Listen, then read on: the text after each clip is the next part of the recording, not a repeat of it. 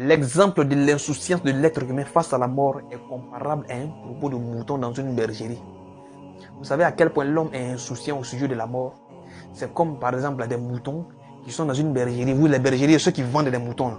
Quand par exemple tu vas acheter un mouton et que tu vas chez lui qui vend des moutons, tu finis de conclure avec lui, tu achètes. Maintenant le mouton que tu veux là, tu vas choisir. Ils sont en train de manger. Et ok, c'est lui là que je veux. Quand tu finis de conclure avec lui, tu vas prendre ton mouton tranquillement pour l'enlever parmi eux et tu t'en vas. Tu vois. Mais en cet instant, c'est les autres amis moutons qui sont en train de manger avec lui là. Et ils vont même pas se soucier de savoir qu'est-ce qu'on va faire avec leurs amis ou même leurs collègues moutons.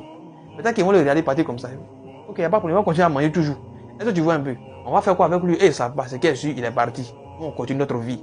Est-ce que tu vois? Pourtant, lui, on va le dire comme ça. C'est pas ses moutons de sacrifice. Peut-être que c'est pour Tabaski ou pour une fête là-bas quelconque. Est-ce que tu vois? Et ils vont pas se soucier. Ces collègues moutons qui sont là. Ils vont même pas s'inquiéter de savoir, ah, ils ont pris notre ami là. On va faire quoi avec lui? Et tu vois? Mais c'est le jour que eux aussi, ce sera à leur tour.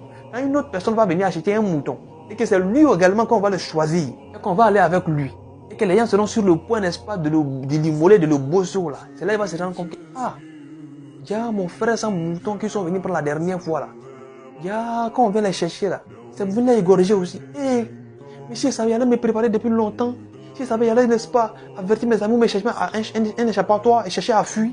Tu vois. Et en ce moment-là, il aura une seule envie. Eh, comment m'échapper?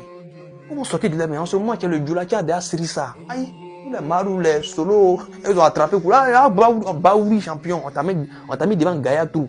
On s'apprête maintenant à t'égorger, c'est fini, tu ne peux plus revenir. Et c'est exactement cette même insouciance-là qu'on a au sujet de la mort.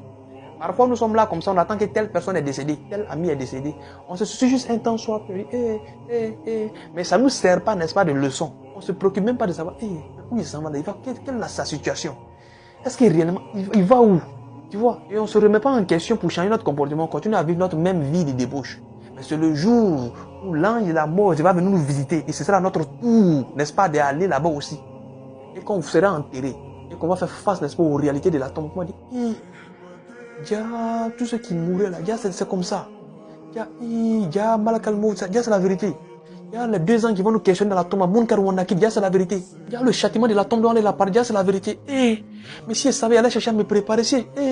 Et en ce moment-là, tu auras une seule envie. Comment m'échapper et revenir dans la vie afin de me ressaisir?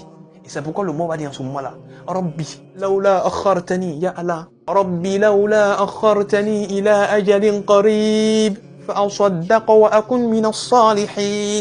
Le mort va dire, ya Allah, s'il te plaît, est-ce que tu peux me donner un temps, soit un petit moment? Je vais venir sur la terre, faire le bien, afin d'être parmi les pieux. Allah va dire quoi? Allahu Akbar. Allah va dire, moi je n'accorde pas de dernier délai à une âme dont le terme est déjà atteint. De la manière que le mouton, il va se rendre compte là, il va vouloir s'échapper. En ce moment-là, on l'a déjà serré, c'est fini, tu ne peux pas t'échapper. C'est également de cette manière, Allah te dira que c'est fini, ton jour est déjà arrivé. C'est moi que je prenais là, devant toi, et que toi tu venais. C'était en même temps un signe pour toi, pour que toi tu puisses prendre conscience.